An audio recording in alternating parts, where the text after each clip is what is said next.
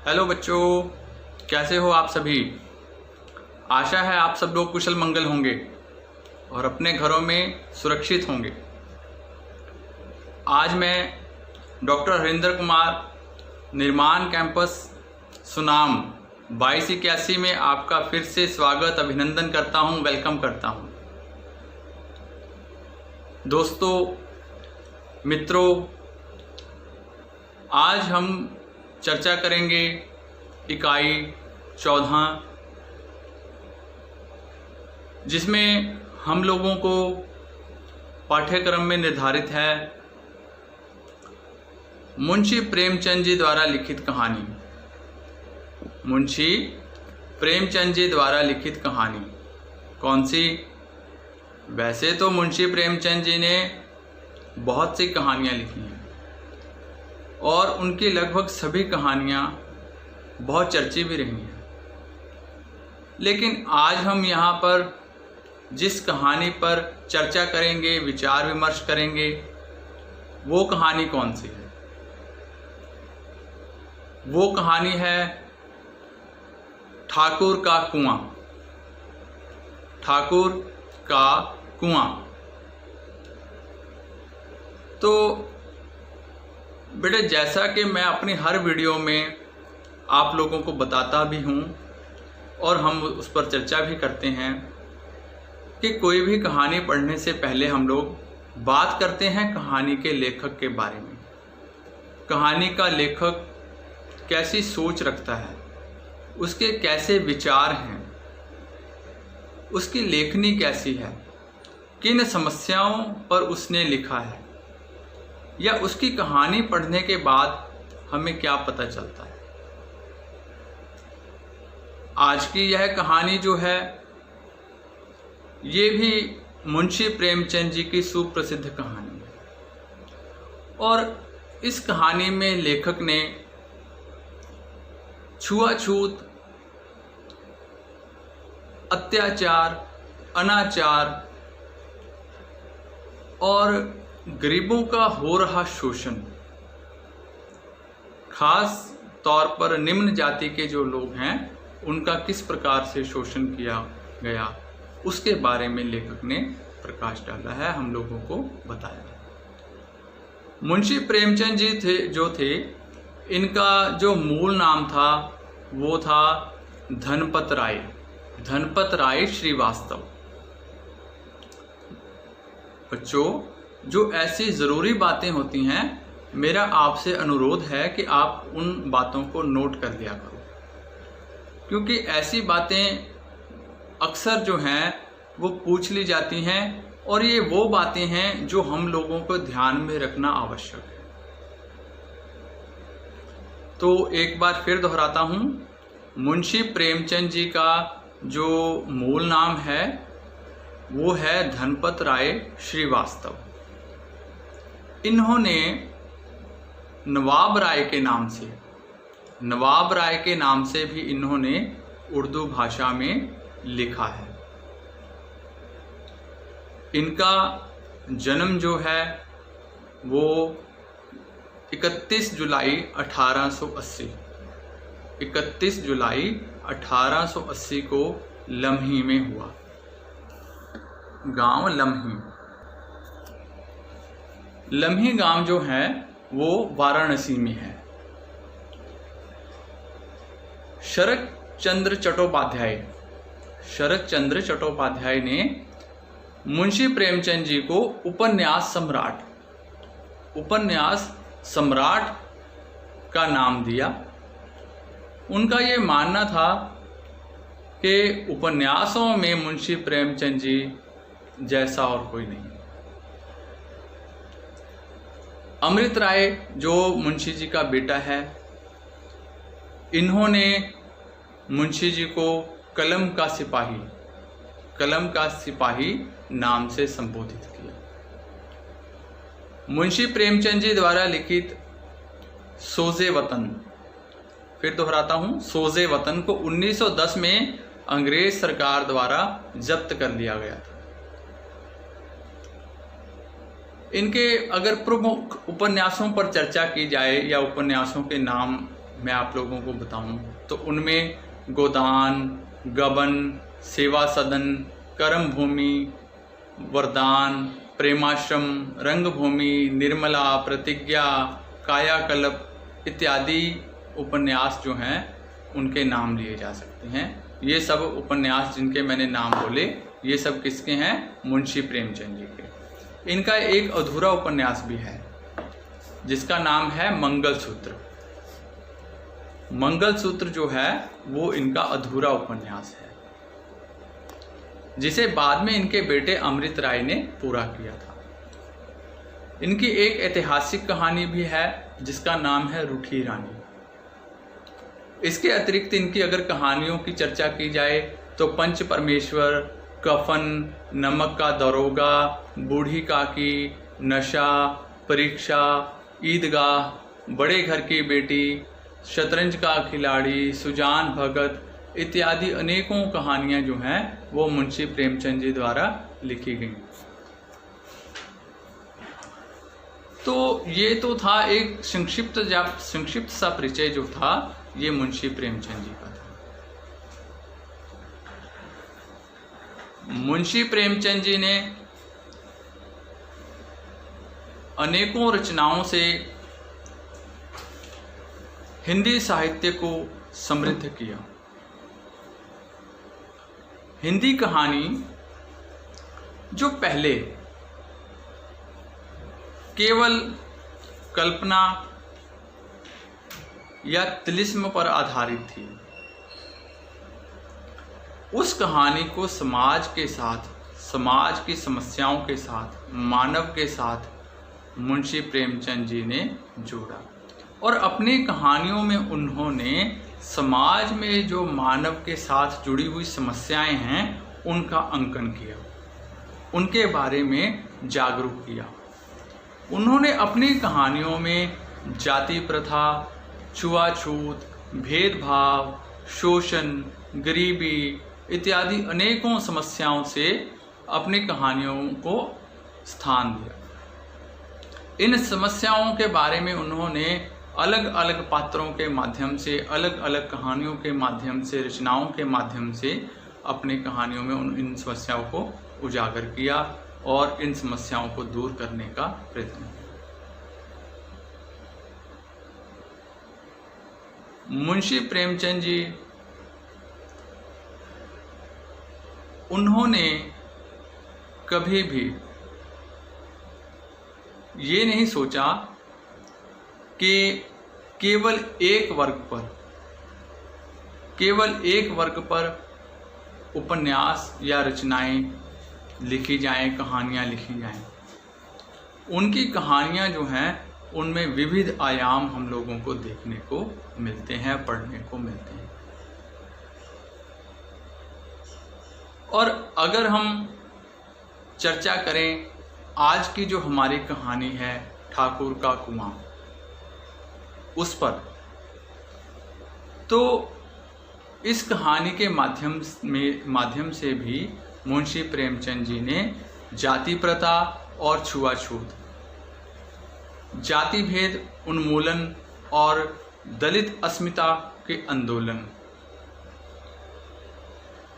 और अछूतों के साथ जो अन्यायपूर्ण व्यवहार उच्च वर्ग द्वारा किया गया, उच्च जाति द्वारा किया गया, उसके बारे में मुंशी जी ने यहाँ अपनी कलम चलाई और हम लोगों को बताया।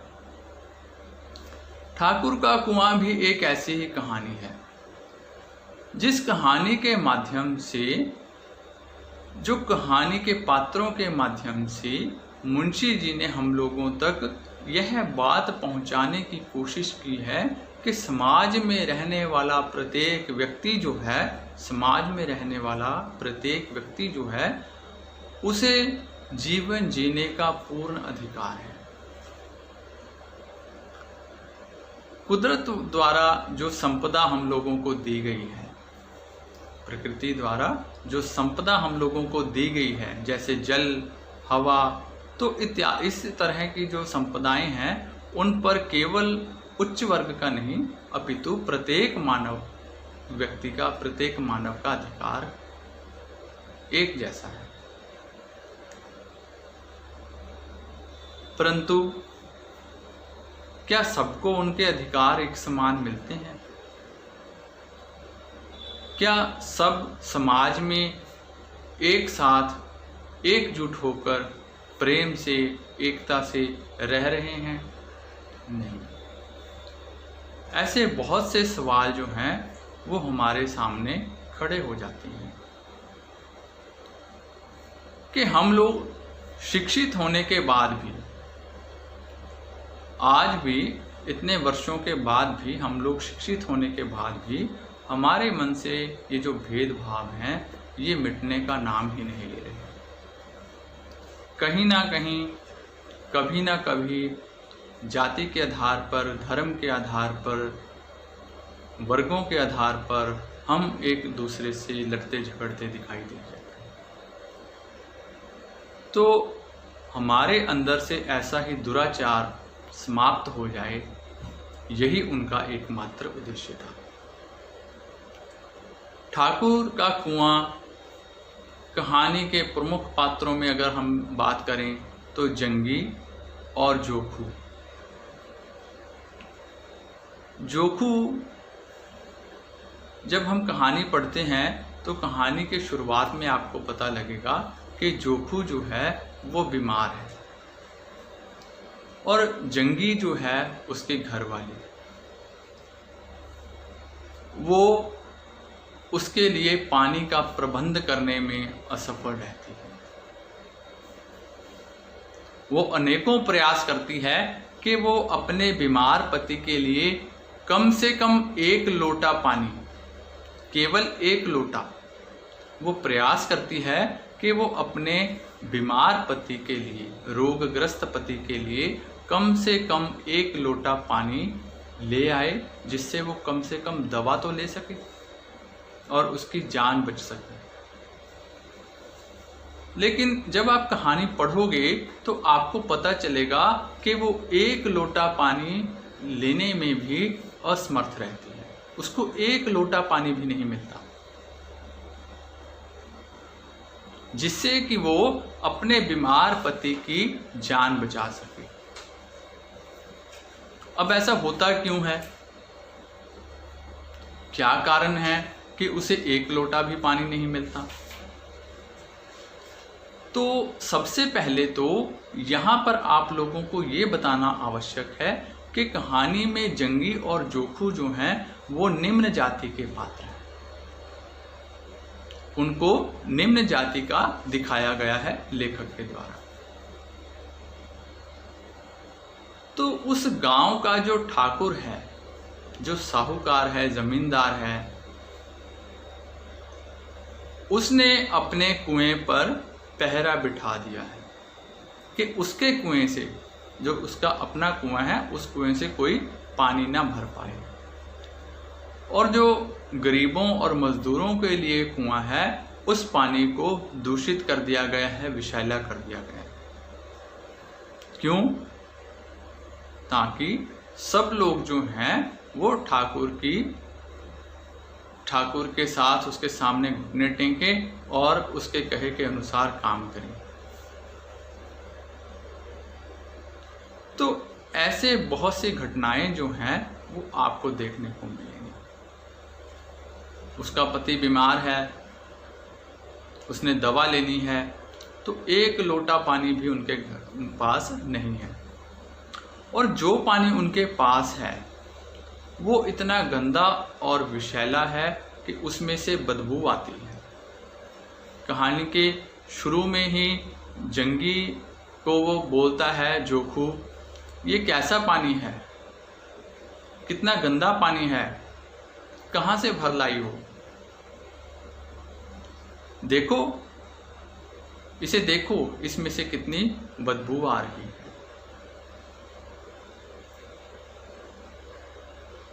अब जंगी कहती है कि केवल ये पानी नहीं, कुएं का सारा ही पानी जो है वो विषैला हो गया है, गंदा हो गया है। और उनका यह मानना है, यह सोचना है कि यह जो घृणित कार्य है ये केवल ठाकुरों के द्वारा किया जा सकता है।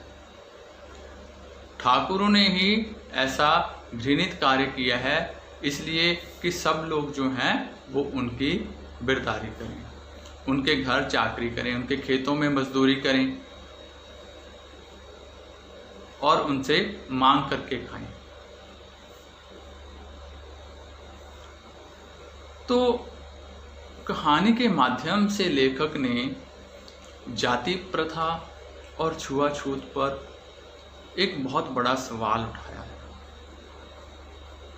लेखक का ये पूछना है कि क्या जो निम्न वर्ग में व्यक्ति पैदा होता है, जो व्यक्ति निम्न वर्ग में पैदा हुआ है, निम्न वर्ग में रह रहा है, छोटी जात में, छोटे कुल में रह रहा है, क्या उसे जीवन जीने का कोई अधिकार नहीं है?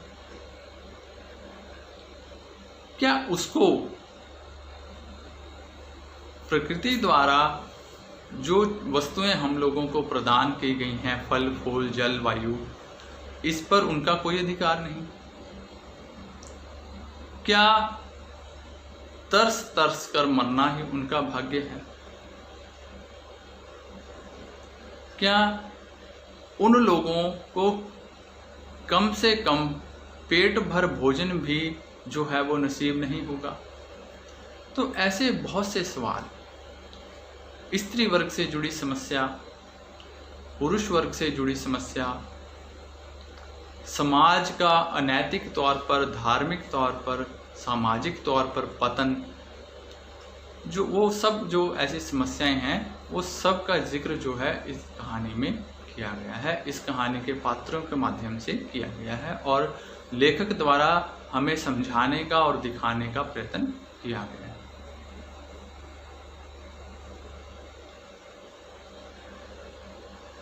मानवीय अधिकारों से वंचित जीवन जी रहे अछूतों की सामाजिक और आर्थिक स्थिति को भी व्यक्त किया गया है। मुंशी जी चाहते क्या हैं? वो केवल इतना चाहते हैं कि प्रत्येक व्यक्ति को समान अधिकार मिले, प्रत्येक व्यक्ति को कम से कम इतना तो अधिकार अवश्य मिले कि वो पेट भर भोजन करके सो सके। कम से कम भूखा पेट तो ना सो, या कम से कम उसको जीने के लिए जितनी आवश्यकता है, रोटी कपड़ा और मकान, कम से कम वो उसकी जो मूलभूत ज़रूरत है वो तो कम से कम उसे उसकी ज़रूरत पूरी हो, वो तो उसे मिले। समाज के द्वारा उसे इतना तो अधिकार दिया जाए। क्या मंदिर मस्जिद ईश्वर जो हैं वो केवल उच्च वर्ग के लिए हैं? नहीं, ईश्वर जो हैं वो सबके हैं। हम उन्हें अलग अलग नाम से तो पुकार सकते हैं, वाहेगुरु, अल्लाह, राम, कृष्ण, ये उनके अलग अलग नाम हैं, लेकिन उनका रूप स्वरूप जो है वो एक ही है। सबके लिए वो एक ही है। उनको बांटा नहीं जा सकता, और अगर हम उनको बांटने की कोशिश करते हैं तो ये हमारा मूर्खतापूर्ण प्रयास रहेगा।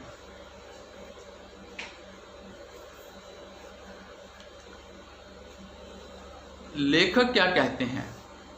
लेखक कहते हैं कि कम से कम भोजन और प्रकृति द्वारा जो हमें दिया जा रहा है उस पर प्रत्येक मानव का एक जैसा अधिकार होना चाहिए।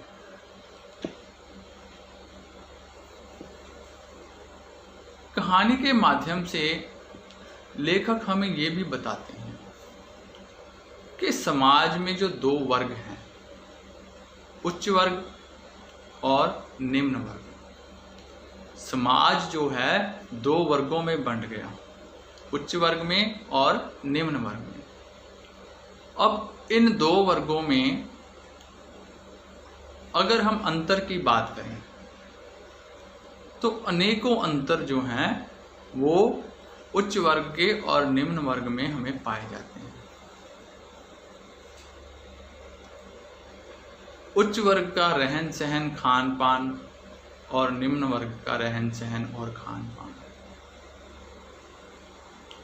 उच्च वर्ग जहां हर चीज उसके पास अधिक मात्रा से अधिक है और निम्न वर्ग जहां उसके पास मात्रा से वस्तु बहुत कम है। उच्च वर्ग जो अपने धन के जोर पर अपने सब काम जो है वो बड़े अच्छे से अच्छे ढंग से करवा लेता है, लेकिन निम्न वर्ग उसको प्रत्येक काम के लिए दर दर की ठोकरें खानी पड़ती हैं। जंगी उसने पानी भरने के लिए चोरी तक करने की कोशिश की। रात को ठाकुर के कुएं से उसने चोरी से पानी भरने की कोशिश की, लेकिन अचानक ठाकुर की आंख खुल जाने से वो अपने इस प्रयास में भी असफल रहे। तो पानी के लिए भी चोरी करनी पड़ी।